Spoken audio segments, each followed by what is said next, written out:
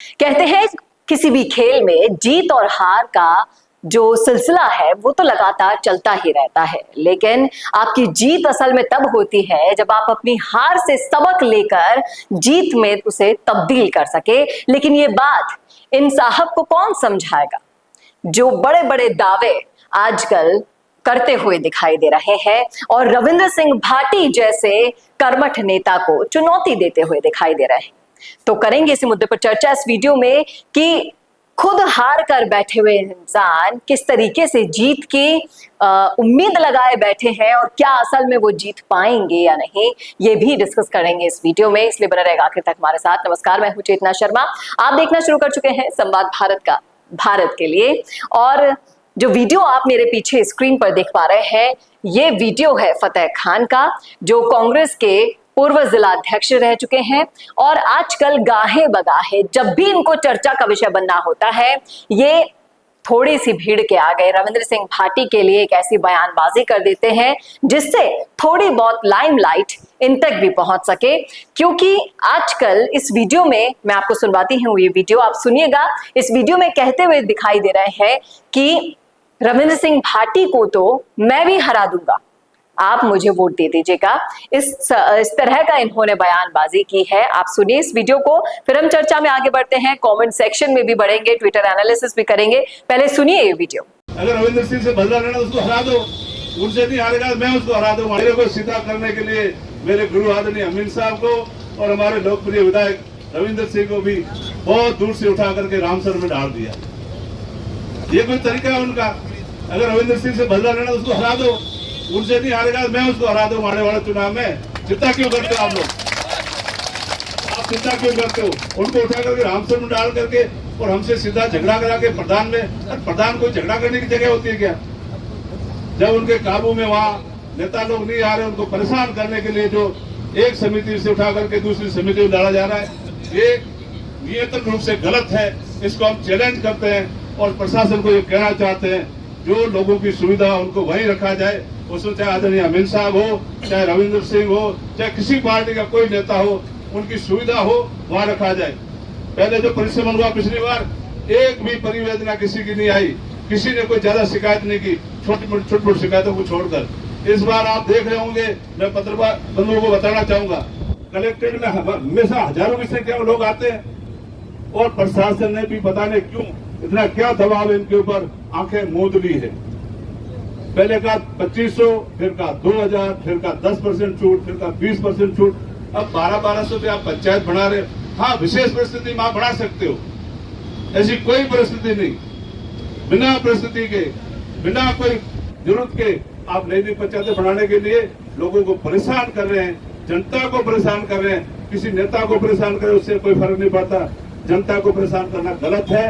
और ये संवैधानिक जो हक है जनता का विरोध करने का, आप सावधान रहे, समझ जाए, इनको ठीक करें, इन लोगों की भावनाओं का कदर करें, इनको सुने।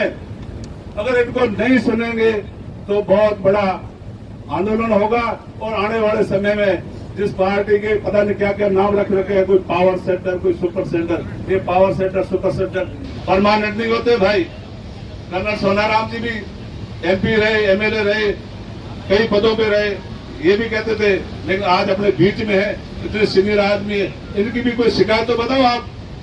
इन्होंने भी की है ना, पहले परिसीमन किए होंगे, पुनर्गठन किए होंगे, कोई शिकायत नहीं आती थी, लोगों की सुनते थे, लेकिन आज कोई सुनने वाला ही नहीं है। ये बड़ा गलत है। मैं आप सब साथियों को बताना चाहूंगा, अभी थोड़ी देर बाद में अपन ज्ञापन देने चलेंगे।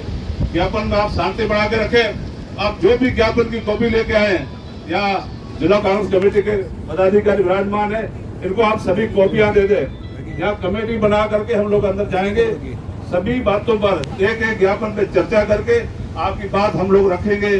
और उम्मीद है यहाँ की कलेक्टर महोदया इंडिया की टॉपर IAS में से एक है, वो हमारी बात सुनेगी और न्याय करने की हम उनसे उम्मीद करते हैं। अगर न्याय नहीं करती हो तो देखेंगे पुनः आप इतनी भारी संख्या में। तो सुन लिया आपने, इनके बड़े बड़े दावे जिसमें ये रविंद्र सिंह भाटी को हराने के सपने देख रहे हैं। लेकिन जनाब, आपके सपने इतने बड़े हो जाएंगे ये शायद आपने भी कभी नहीं सोचा होगा। किस बलबूते पर जीत के जो आप सपने देख पा रहे हैं वो भी चौंकाने वाली बात है, क्योंकि आप तो खुद की पार्टी के भी सगे नहीं हो सके। आपने पार्टी से बगावत करी, शिव विधानसभा में निर्दलीय चुनाव लड़ने के लिए, और फिर कैसे मुंह खाई वो भी आपको, हमको, जनता को, सबको पता है। लोगों का यही कहना है कि रविंद्र सिंह को हराने के लिए जो सोच रहे हैं उनसे मैं सिर्फ इतना कहूंगा कि भले भलों की बात लगा दी इस रोंगड़े शेरे ने।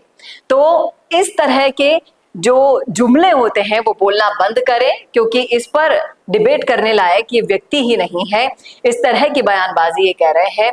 लोगों का यही कहना है कि जब भी इनको लाइमलाइट चाहिए होती है तुरंत ये रविंद्र सिंह भाटी पर बोल डालते हैं, जिससे इन्हें थोड़ा सा लाइमलाइट मिल जाए और ये फिर थोड़ी बहुत चर्चाओं का विषय बन जाए।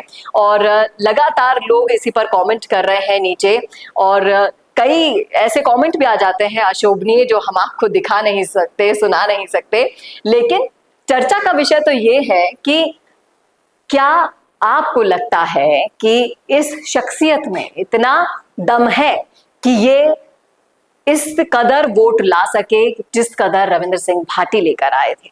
रविंद्र सिंह भाटी की तरह अगर आपको बढ़ना है आगे तो आपको बहुत सारी चीजें सोचनी होगी, समझनी होगी। और एक जिस तरीके से आंधी बने हैं रविंद्र सिंह भाटी पूरे बाड़मेर जैसलमेर लोकसभा क्षेत्र में, ना सिर्फ शिव में बल्कि पूरे राजस्थान में और राजस्थान से बाहर भी जब भी आप उनके वीडियोस देखते हैं तो वो देखने लायक सिचुएशन हो जाती है।